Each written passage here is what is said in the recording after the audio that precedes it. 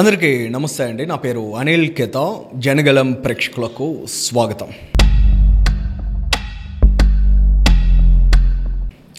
ఆంధ్రప్రదేశ్ రాష్ట్ర ఐటీ మంత్రి నారా లోకేష్ గారు ఆల్ ఇండియా లెవెల్లో ఐకానిక్ పొలిటికల్ పర్సనాలిటీగా ఎస్టాబ్లిష్ అవుతున్నారు. ఇవాళ నారా లోకేష్ గారి ఆలోచనలు ఒక్క ఆంధ్రప్రదేశ్ రాష్ట్రం అనే కాదు, దేశవ్యాప్తంగా అనేక రాష్ట్రాల్లో ఉన్నటువంటి ప్రజలను దృష్టిని కూడా ఆకర్షిస్తున్నాయి.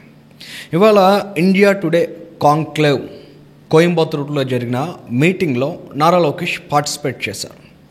నారా లోకేష్ అక్కడ అడ్రస్ చేసిన విధానం, అక్కడ రాజ్దీప్ సర్దేశాయ్ గారి నుంచి వచ్చిన ప్రతి ఒక్క ప్రశ్నకి కూడా నారా లోకేష్ గారు ఇచ్చినటువంటి సమాధానాలు చూసిన తర్వాత ఖచ్చితంగా ప్రతి ఒక్కరిని కూడా ఆశ్చర్యపరిచేటువంటి ఆన్సర్స్ అవి.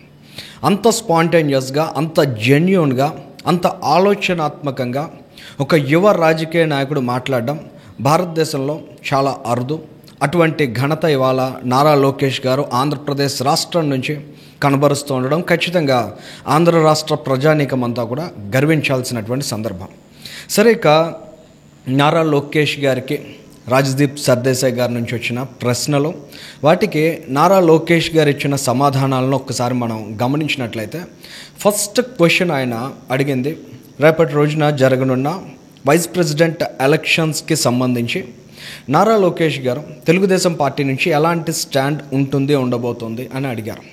అంటే ఇక్కడ రీజనల్ ఇంపాక్ట్ క్రియేట్ చేసే ప్రయత్నం చేశారు. రీజనల్ కాన్ఫ్లిక్ట్ క్రియేట్ చేసే దిశగా అటువంటి ఆలోచనలు ఉండొచ్చు. ఎందుకంటే ఓవైపు తెలుగు వ్యక్తి పోటీ చేస్తున్నారు ప్రతిపక్షం నుంచి, మరోవైపు అధికార పక్షం నుంచి చూస్తే తమిళనాడుకి సంబంధించినటువంటి పర్సనాలిటీ పోటీలో ఉన్నటువంటి తరుణంలో నారా లోకేష్ గారు చాలా క్లియర్గా చెప్పారు, కాంగ్రెస్ మార్క్ పాలిటిక్స్లో తాము భాగస్వాములం కాబోమని, అన్కండిషనల్గా ఎన్డీఏ ప్రభుత్వానికి ఇస్తున్న మద్దతును కొనసాగిస్తామని, ఎన్డీఏ అభ్యర్థినే బలపరుస్తామనే విషయాన్ని చాలా క్లియర్ కట్గా నారా లోకేష్ గారు ఇక్కడ చెప్పగలిగారు. ఇక చంద్రబాబు నాయుడు గారు సుదీర్ఘ రాజకీయ అనుభవం, దేశ రాజకీయాల్లో కూడా అత్యంత ప్రత్యేకమైన స్థానం కలిగినటువంటి పర్సనాలిటీ. అనేక సందర్భాల్లో ప్రైమ్ మినిస్టర్గా కూడా చంద్రబాబు నాయుడు గారు ఉండడానికి సబబ్గా ఉంటుందనే అభిప్రాయాలు కూడా చాలామంది ఎక్స్ప్రెస్ చేస్తూ ఉంటారు. సో ఇక్కడ రాజ్దీప్ సర్దేశాయ్ గారు చంద్రబాబు నాయుడు గారు రైట్ టైం కోసం వెయిట్ చేస్తున్నారా? నిజంగా ప్రతిపక్షాల నుంచి ప్రధానమంత్రి అభ్యర్థిగా చంద్రబాబు గారికి అవకాశం వచ్చినట్లయితే ఆ రకమైన స్టాండ్ తీసుకునే అవకాశం ఉందా? చంద్రబాబు నాయుడు గారికి ఒక కన్ను ప్రధానమంత్రి పీఠం మీద ఎప్పుడు ఉంటుందా అనే ప్రశ్న వచ్చినప్పుడు నారా లోకేష్ గారు చాలా జెన్యూన్గా, క్లియర్గా ఇచ్చినటువంటి ఆన్సర్ ఏంటంటే, రెండు కళ్ళు కూడా మాకు ఆంధ్రప్రదేశ్ రాష్ట్రం మీదే ఉన్నాయి. We are galli leaders, not Delhi leaders. We are comfort with galli politics. మేము గల్లీలోనే ఉంటాం, మాకు ఢిల్లీ లీడర్షిప్ అవసరం లేదనే విషయాన్ని ఎంత జెన్యూన్గా చెప్పారనేది ఇవాళ తమిళనాడులో జరుగుతున్నటువంటి ఆ మీటింగ్లో దేశవ్యాప్తంగా ఎంతోమంది దృష్టి ఉండేటువంటి ఇంటర్వ్యూలో నారా లోకేష్ గారు ఇచ్చిన ఈ జెన్యూన్ ఆన్సర్ అనేది ఖచ్చితంగా ఒక యంగ్ లీడర్గా నారా లోకేష్ గారి మీద ఉండే ట్రస్ట్ కావచ్చు, ఆయనకు ఉండేటువంటి క్రెడిబిలిటీని కావచ్చు ఎంతగానో పెంచే విధంగా కనిపించింది. ఇక నారా లోకేష్ గారు ఒక సందర్భంలో మాట్లాడినటువంటి విషయాన్ని మనం గమనించినట్లయితే, రాజ్దీప్ సర్దేశాయ్ గారు అన్నారు, 2019లో పూర్తిగా మీరు ఎన్డీఏకి వ్యతిరేకంగా మాట్లాడారు, 2025లో ఈ రకంగా మాట్లాడుతూ ఉన్నారు, పాలిటిక్స్ అనేవి అలాగే ఉంటాయి అనే విషయాన్ని ప్రస్తావించినప్పుడు లోకేష్ గారు చెప్పింది, we are just humans, we did mistakes. మేము మనుషులం కాబట్టి తప్పులు చేస్తూ ఉంటాం, ఆ తప్పులను సరిదిద్దుకుని ముందుకు వెళ్తూ ఉంటాం. అంటే రాజకీయాలు అన్నటువంటి విషయాన్ని ఎంత స్ట్రాంగ్గా నారా లోకేష్ గారు ఇక్కడ సెన్సిబుల్గా కౌంటర్ చేశారనేది కూడా మనం ఇక్కడ అబ్జర్వ్ చేయగలుగుతున్నాం. అట్ ద సేమ్ టైమ్ కేంద్ర ప్రభుత్వం పార్లమెంట్లో ఒక బిల్ని ప్రవేశపెట్టే దిశగా కసరత్తు చేస్తోంది. దానికి సంబంధించినటువంటి ఒక బిల్ అమెండ్మెంట్కి సంబంధించిన డీటెయిల్స్ని ప్రస్తావిస్తూ ప్రధానమంత్రి, ముఖ్యమంత్రి, ఏ రకమైన మంత్రి అయినా కూడా ఒకసారి జైలుకు వెళ్ళినట్లయితే 30 రోజుల పాటు వారికి బెయిల్ రాకపోయినట్లయితే అటువంటి వారిని పూర్తిగా ఇమీడియట్గా రాజీనామా చేయించే దిశగా ఒక ప్రణాళిక కసరత్తు అనేది జరుగుతుంది, ఒక చట్టానికి అమెండ్మెంట్ చేయడానికి. దానికి ఆయన ఇచ్చినటువంటి answer, India need clean politics. ఖచ్చితంగా భారతదేశం $1 ట్రిలియన్ ఎకానమీ లక్ష్యంగా ముందుకు వెళ్తోంది. ప్రతి ఒక్కరి తలసరి ఆదాయం పెరుగుతోంది. పెద్ద ఎత్తున జీడిపి వృద్ధి దిశగా ఇవాళ ఈ దేశం ముందుకు వెళ్తున్నటువంటి తరుణంలో కరప్షన్కి కూడా పెద్ద ఎత్తున పాసిబిలిటీస్ క్రియేట్ అవుతాయి. ఖచ్చితంగా వాటన్నిటికీ ఇవాళ మనం ఫుల్ స్టాప్ పెట్టాలి, వాటిని నిరోధించాలంటే కఠినమైనటువంటి చట్టాలు అవసరం. బట్ ఆ రకమైన చట్టాలకి కూడా గార్డ్ రైల్స్ ఉండాలి. ఆ రకమైన ఆలోచనలను కూడా మేము షేర్ చేసుకుంటాం. ఇటువంటి అమెండ్మెంట్ ప్రొసీజరల్ మెకానిజం ఏదైతే ఉంటుందో దాంట్లో పార్టిసిపేషన్ ఎలా ఉంటుందనే దాన్ని కూడా చాలా ఫోకస్డ్గా ఎస్టాబ్లిష్ చేశారు. ఇక్కడ వెండటా పాలిటిక్స్, కక్షపూరిత రాజకీయాలు, ఒక అధికారంలోకి వచ్చిన తర్వాత మరొక పార్టీ మీద కక్ష సాధించేటువంటి ధోరణులు, ఇలాంటివన్నీ ప్రభావితం చేస్తాయి కదా అనే చర్చ వస్తున్నటువంటి క్రమంలో ఆంధ్రప్రదేశ్ రాష్ట్రంలో కూడా రకమైన సిచ్యువేషన్ ఉంది అనే ఆలోచన ఎక్స్ప్రెస్ చేసినప్పుడు రాజ్దీప్ సర్దేశాయ్ గారు, నారా లోకేష్ గారు ఇచ్చినటువంటి ఆన్సర్ను మనం గమనించినట్లయితే, ఆంధ్రప్రదేశ్ రాష్ట్రంలో చంద్రబాబు నాయుడు గారు కక్షపూరిత రాజకీయాలు చేయాలని భావించినట్లయితే ఈ పాటికే జగన్మోహన్ రెడ్డి గారిని లోపలేసి ఉండేవారు. అటువంటి ఆలోచన లేదు కాబట్టి మాకు ఆంధ్రప్రదేశ్ రాష్ట్రం స్టేట్ అనేది ఫస్ట్ ప్రయారిటీగా వెళ్తున్నాం కాబట్టి పూర్తి స్థాయిలో ఈ రాష్ట్ర అభివృద్ధి మీద మాత్రమే మేము దృష్టి సారించామన్నారు. ఎవరైతే చట్టాన్ని అతిక్రమిస్తారో వారి గురించి కూడా నారా లోకేష్ గారు చాలా స్పెసిఫిక్గా మాట్లాడారు. ఎవరైతే చట్టాన్ని ఉల్లంఘిస్తారో ఖచ్చితంగా వాళ్ళు మ్యూజిక్ ఆఫ్ ద లాని కూడా ఫేస్ చేయాల్సిన సిచ్యువేషన్ ఉంటుందన్నారు. ఇక లోకేష్ గారు చెప్పిన మరొక ఆన్సర్ చూస్తే, ఆంధ్రప్రదేశ్ రాష్ట్రంలో చంద్రబాబు నాయుడు గారు ఎంత కమిట్మెంట్తో ఉన్నారంటే చివరికి లోకేష్ తప్పు చేసినా కూడా ఇమీడియట్గా జైలుకు పంపించేటువంటి ఆలోచన ధోరణితో, అంత కఠినమైన ధోరణితో ఉన్నారు. సో నారా చంద్రబాబు నాయుడు గారు ఇవాళ చట్టాన్ని అతిక్రమించే వారిని ఉపేక్షించరు. అట్ ద సేమ్ టైం కక్షపూరిత రాజకీయాల జోలికి వెళ్ళరు. ఆంధ్రప్రదేశ్ రాష్ట్ర అభివృద్ధి మాత్రమే అజెండాగా ముందుకెళ్తున్నారు అనేది లోకేష్ గారు ఎక్స్ప్రెస్ చేశారు. ఇక భారతీయ జనతా పార్టీ ఇవాళ దేశవ్యాప్తంగా కూడా తమ బలాన్ని పెంచుకుంటూ తమ పట్టును పెంచుకునే దిశగా ముందుకు వెళ్తోంది. బట్ సౌత్ ఇండియాలో మాత్రం జూనియర్ పార్ట్నర్గానే ఉంది. ఇవాళ భారతీయ జనతా పార్టీ డామినేషన్ ఆంధ్రప్రదేశ్ రాష్ట్రంలో పెరిగి ఆంధ్రప్రదేశ్ రాష్ట్రంలో కూడా వాళ్ళు పొలిటికల్గా వాళ్ళ బలాన్ని పెంచుకునే ప్రయత్నాలు చేస్తే అటువంటి క్రమంలో మీ రాజకీయం ఎలా ఉంటుందనే విషయానికి లోకేష్ గారు ఎంత సెన్సిబుల్గా ఆన్సర్ ఇచ్చారంటే, ప్రజల హృదయాల్లో ఒక నాయకుడు ఉన్నంతకాలం కూడా వాళ్ళ రాజకీయ ఆలోచనలు, వాళ్ళ రాజకీయ వేదిక అనేది సస్టైనబుల్గా ఉంటుంది, పొటెన్షియల్గా ఉంటుంది. సో ఇవాళ తెలుగుదేశం పార్టీ కావచ్చు, తెలుగుదేశం పార్టీ నాయకులుగా మేము కావచ్చు, ప్రజల హృదయాల్లో ఉన్నాం. వాళ్ళ హృదయాల్లో ఉన్నంత వరకు కూడా ఇలాంటి విషయాల మీద మేము ఆలోచన చేయాల్సిన అవకాశం రెండు రావనే విషయాన్ని చెప్పారు. ఇప్పుడు రాహుల్ గాంధీ గారు దేశవ్యాప్తంగా చర్చనీయాంశంగా మార్చినటువంటి అంశానికి సంబంధించి అబ్సల్యూట్లీ నో ఓట్ చోరీ అనే విషయాన్ని చెప్పారు.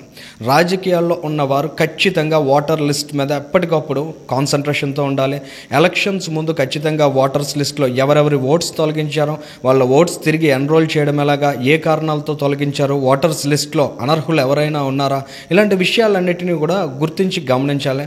కానీ దురదృష్టవశాత్తు కాంగ్రెస్ పార్టీ చాలా లేట్గా రియలైజ్ అయినట్లుంది ఓటర్స్ లిస్ట్ యొక్క ఇంపార్టెన్స్ అనే అంశాన్ని కూడా నారా లోకేష్ చెప్పారు. ఇక నేషనల్ ఎడ్యుకేషన్ పాలసీ గురించి లోకేష్ గారి వ్యూ, లోకేష్ గారి ఫోకస్ ఒక్కసారి మనం గమనించినట్లయితే, నేషనల్ ఎడ్యుకేషన్ పాలసీ 3 లాంగ్వేజెస్ని చెప్పింది కానీ 3rd లాంగ్వేజ్గా హిందీ ఉండాలని బలవంతం చేసినటువంటి దాఖలాలు ఎక్కడా లేవు. ఇక 3 భాషల యొక్క ప్రాధాన్యత, ఇవాళ నారా లోకేష్గా నేను తెలుగు, హిందీ, ఇంగ్లీష్ ఈ 3 భాషలు నేర్చుకున్నా. లోకేష్ కొడుకు దేవాంశ్ కూడా 3 భాషల్లో నేర్చుకున్నటువంటి సిచ్యువేషన్.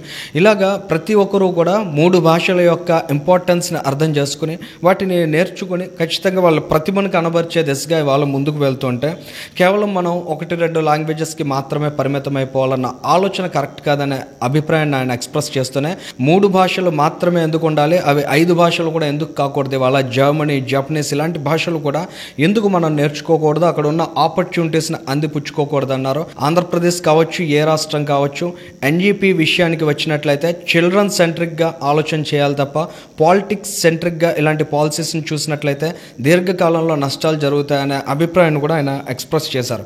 ఇక ఆంధ్రప్రదేశ్ రాష్ట్రం ఇవాళ ఫాస్ట్ ఫార్వర్డ్ డెవలప్మెంట్ దిశగా ముందుకు వెళ్తుంది. వీలైనన్ని అవకాశం చిక్కినన్ని పెట్టుబడులను అందిపుచ్చుకోవాలని ప్రయత్నం చేస్తోంది. ఓవైపు టీసీఎస్ లాంటి సంస్థకు 99 పైసలకు ఒక్కో ఎకరా భూమిని ఇవ్వడం కూడా వివాదాస్పదమైనా కూడా దానికి స్టిక్ అయి ఉంది. ఇవాళ ఇండస్ట్రియల్ కల్చర్, ఇన్వెస్ట్మెంట్ కల్చర్ని ఆంధ్రప్రదేశ్ రాష్ట్రంలో శరవేగంగా అభివృద్ధి చేయాలని ప్రస్తుతం నారా లోకేష్ భావిస్తున్నారు. వీటికి సంబంధించి చెదురైనటువంటి ప్రశ్నల్లో కూడా ఖచ్చితంగా ఇవాళ తెలంగాణ, తమిళనాడు, కర్ణాటక లాంటి స్టేట్స్తో కాంపీట్ చేయాలంటే ఆంధ్రప్రదేశ్ రాష్ట్రం శరవేగంగా నిర్ణయాలు తీసుకోవాలి. ఇవాళ హైదరాబాద్ వంటి సిటీ తోటి విశాఖపట్నం సిటీని కాంపిటీషన్గా మేము ముందుకు తీసుకువెళ్ళాలనుకుంటున్నాం. డెఫినెట్గా మేము ఆకలితో ఉన్నాం, అభివృద్ధి అనే ఆకలితో ఉన్నాం, అభివృద్ధి దిశగా మేము పరిగెట్టడానికి సిద్ధంగా ఉన్నాం.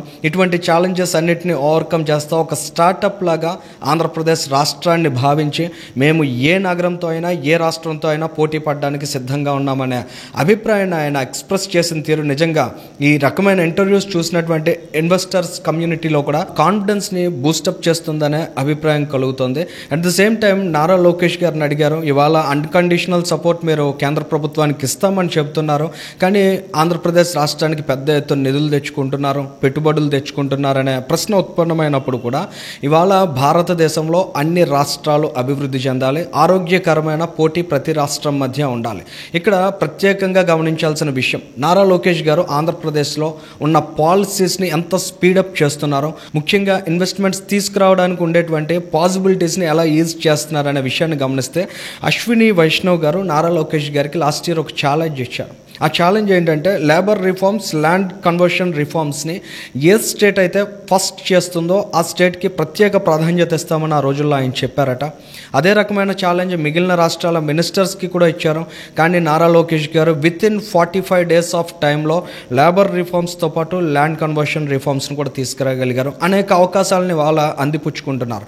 అదే సమయంలో కేంద్ర ప్రభుత్వం ఇవాళ ఎదుర్కొంటున్న విమర్శ ప్రత్యేకంగా ఆంధ్రప్రదేశ్ రాష్ట్రానికి ప్రాధాన్యత ఇస్తున్నారని, దానికి సంబంధించి ఆయన చెప్పినటువంటి ఆన్సర్ ఇవాళ పంజాబ్ రాష్ట్రానికి సెమీకండక్టర్ ప్రాజెక్ట్ కూడా ఇచ్చారు. ఆంధ్రప్రదేశ్ రాష్ట్రంతో పాటు పంజాబ్కి కూడా ఇచ్చారు. అక్కడ ఆ ప్రభుత్వం ఉంది, ఇక్కడ ఎన్డీఏ కూటమి ప్రభుత్వం ఉంది. So politics are different, development is different. Andhra Pradesh రాష్ట్రం కాదు, ఇవాళ ఆంధ్రప్రదేశ్ రాష్ట్రం భారతదేశంలో ఒక రాష్ట్రం. ఖచ్చితంగా ఈ రాష్ట్ర అభివృద్ధి దేశానికి కంట్రిబ్యూట్ చేస్తుంది, దేశాభివృద్ధి అవుతుందనే విషయాన్ని కూడా నారా లోకేష్ గారు ఎక్స్ప్రెస్ చేశారు. సో ఈ రకమైన ఫోకస్, ఇలాంటి ఆలోచన ధోరణి యువ నాయకుల్లో ఉండడం, ముఖ్యంగా ప్రాంతీయ పార్టీలను రిప్రజెంట్ చేసేటువంటి నాయకుల్లో ఉండడం అనేది ఖచ్చితంగా ప్రతి ఒక్కరూ అప్రిషియేట్ చేయాలి.